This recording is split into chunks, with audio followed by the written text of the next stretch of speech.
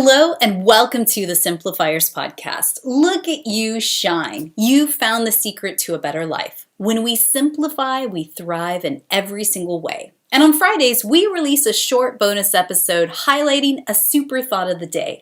These mini episodes will help you spark new ideas, new ways of thinking, or simply challenge some old beliefs that you might have. And today, I want to talk about how to create collaborations as a core value to how you run your business. Now, over the course of January, we're going to take one core value of the Simplifiers and break it down for you in our Friday bonus episodes so you can understand what we believe in and why, and how you can incorporate the practice of core values into your own work this year. The next core value I want to shine a spotlight on is this: together. We can do great things together. Alone serves no one.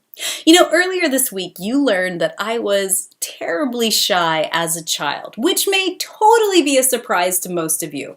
Bottom line, it was a fear that I had to overcome in order to truly thrive in life. And through that lifelong process of finding my own voice, I also discovered my creative strengths along the way and what I can offer the world through my work, what I'm good at, and what makes my heart sing.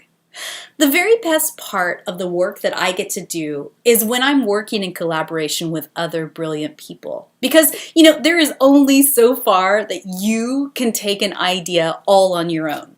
You need other people to breathe fresh life into it, to add skills or connections that you lack, to build on it, enrich it, and help you both soar to new heights. Plus, it's a heck of a lot more fun to do things with others than to do it all alone, all by yourself. So here are 3 simple tips to help you create new collaborations in the year ahead. Step 1, discover. You likely already know what your superpowers are in your work. The things that you're unequivocally known for and that people gladly pay you money to help them with. But do you know the same about your inner circle? Think about your top 10 favorite vendors, partners, service providers, and colleagues in your industry. The people you've got on speed dial and have totally got your back in a jiffy. What are their superpowers? What are their major goals this year? Create a list of people you'd love to collaborate with and start to reach out to them. Discover what makes their hearts sing and what they're looking to accomplish in the year ahead. Great minds think alike. What if you both are going after the same goals and didn't even know it? What if you both partnered together on a project or bundled your services to a shared audience? Just imagine what your combined forces could create. Which leads me to step number 2. You've simply got to be bold enough to ask. Now that you know what they want to create in the year ahead, come up with a concept where you both collaborate and share audiences and achieve greatness together. Put it down on a simple one-sheet proposal, illustrating the idea in images, bullet points, and the potential opportunity you both could claim. Ask if the timing is right for them and if they want to work together with you. Most opportunities fly right on by because no one was courageous enough to ask.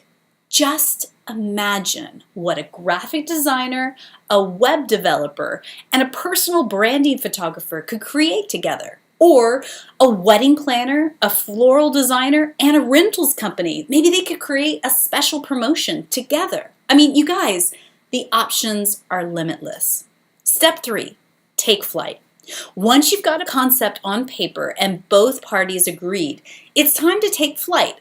But first, take the time to delineate who is doing what and put it all down on paper, clearly and succinctly. This is no time for fuzzy lines. Put a definitive start and end date to this project or campaign and set a budget. Who is contributing what towards the hard cost expenses? What are the revenue projections, if any? What are the expectations? This is not meant to deflate the wind in your sails, but rather to help both parties gain quick clarity on the roles you each are playing, what you want to accomplish, and how you define success together. This is a critical step to taking flight and enjoying the journey all along the way. And also, so one person's not doing all the work. And just one final whisper, just from me to you, dear friend, come in closer. You know, I'm reminded of that poem by John Donne. No man or woman is an island, entire of himself. Every man is a piece of the continent, a part of the main. If a clod be washed away by the sea, Europe is the less. As well as if a promontory were, as well as if a manner of thy friend or thine own were. Any man or woman's death diminishes me, because I am involved in mankind, and therefore never sin to know for whom the bell tolls. It tolls for thee. You know, no man or woman is meant to live a solitary life, and neither are you. And while it might be scary to reach out to others or to pitch a new idea for collaboration for fear of rejection, I encourage you to just give it a shot. I mean, if they say no, it's not a no to your character. It's simply not the right timing, or maybe not a match for them. Move on and keep asking. Keep dreaming up new collaborations that can breathe new life into your work. And hey, a no over there might actually result in a heck yeah over here. The world needs your special superpowers. We need you to show up and shine bright and serve others. So alone serves no one, including yourself. We are better together because I can help you and you can ultimately help me too. And together we are unstoppable. You can do this. I believe in you. It's time to simplify. So if this thought of the day inspired you, snap a photo of you doing the thing and send it to me via Instagram, either privately or publicly. Just tag the Simplifiers, and I'll be your virtual accountability buddy in your quest to simplify your life. And don't forget to hit that subscribe button to get more of this awesome goodness coming to you automatically on Tuesdays and Fridays. And hey, if you like what you're hearing, would you mind leaving us a review?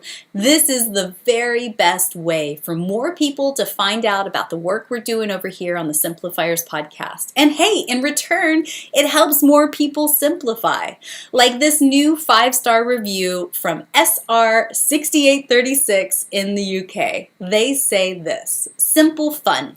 I really enjoy Mary's way of breaking down and simplifying a variety of topics in a fun way. I've gotten so many business and personal tips. I'm looking forward to more episodes this year. Hey, you and me, we are changing the world, you guys, and thank you for that fabulous review. Simply scroll down to the bottom of Apple Podcasts, click on ratings and review, and leave us a quick little review. The more reviews we get, the more our little bitty podcast gets shown to other listeners. So I thank you for your good karma love bombs and your honest feedback. And a big thanks to our undercover superheroes at the Simplifiers podcast that help us create these episodes just for you. Susan Marie, our podcast editor, Jeffrey Lynn, our video editor, Janine Yardley, our show notes editor, Lyden Yardley, our director of brilliance, Manminder Athwal, our blogger, and our advisory board includes Aubrey Nowitzki, Chris Justice, and George Mills. And I'm your host, Mary Baird-Wilcock. So thank you so much for listening and telling your peeps about us. As always, friends, keep things simple.